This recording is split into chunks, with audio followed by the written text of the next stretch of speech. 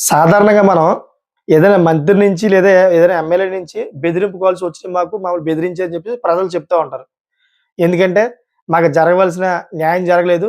మాకు న్యాయం ఎందుకు చేయలేదని మేము అడిగితే మమ్మల్ని బెదిరిస్తున్నారు, చంపేస్తున్నామని అని చెప్పేసి సర్వసాధారణమే. ఇటువంటియన్నీ కూడా మనం వింటా ఉంటాం.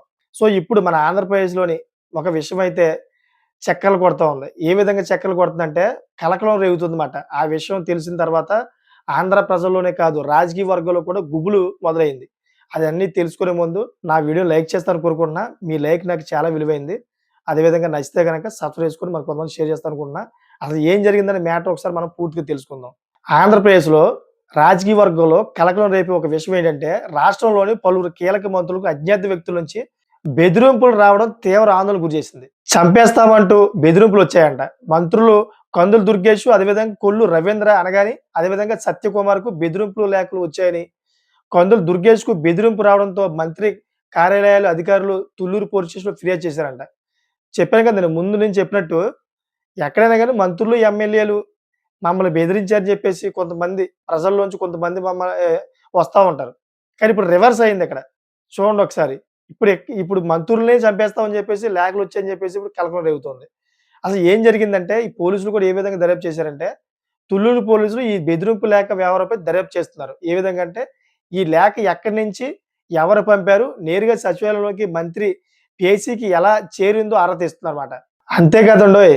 సచివాలయంలోని సీసీ ఫుటేజి అదేవిధంగా పోస్టల్ రికార్డులను కూడా పరిశీలిస్తున్నట్టు తెలుస్తోంది. సో, మంత్రిని బెదిరిస్తూ లేఖ పంపారా? లేక ఎవరైనా ఆకతాయిలు మంత్రిని బెదిరించడానికి ఇలా చేశారా? అనే కోణంలో కూడా పోలీసులు దర్యాప్తు చేస్తున్నారు. అయితే మంత్రి పేషికి బెదిరింపులు రావడం, ఇప్పుడు రాష్ట్ర వ్యాప్తంగా చర్చనీయాంశమైంది ముందు నేను చెప్పినట్టు. అలాగే నేటి నుంచి ఏపీ అసెంబ్లీ సమావేశాలు కూడా ప్రారంభం కానున్నాయి. ఈ క్రమంలో పోలీసులు అలర్ట్ అయ్యారు. మొత్తానికి మంత్రికి బెదిరింపులు లేఖ రావడం చర్చనీయాంశం జరిగింది. మరి ఈ విధంగా జరగడంతోటి మొత్తం రాష్ట్ర వ్యాప్తంగా రాజకీయంలోని పెద్ద కలకలం రేగింది. అసల మంత్రుల్ని చంపేయడం ఏంట్రా బాబు! అని చెప్పేసి అందరూ కూడాను తల పట్టుకొని పీక్కుంటున్నారన్నమాట. ఎక్కడైనా గాని రాజకీయ వర్గాల నుంచి రివర్స్‌గా బెదిరింపులెళ్తాయి గాని, ప్రస్తుతం ఉన్న ఫామ్‌లో ఉన్న మంత్రుల్ని చంపేస్తారని బెదిరింపులొచ్చాయంటే ఏ విధంగా ఉందో పరిస్థితి అని చెప్పేసి విపరీతమైన కామెంట్స్ వస్తున్నాయి. అసలు ఈ పని ఎవరు చేశారనేది కూడా పోలీసులు చాలా సీరియస్‌గా తీసుకున్నారు.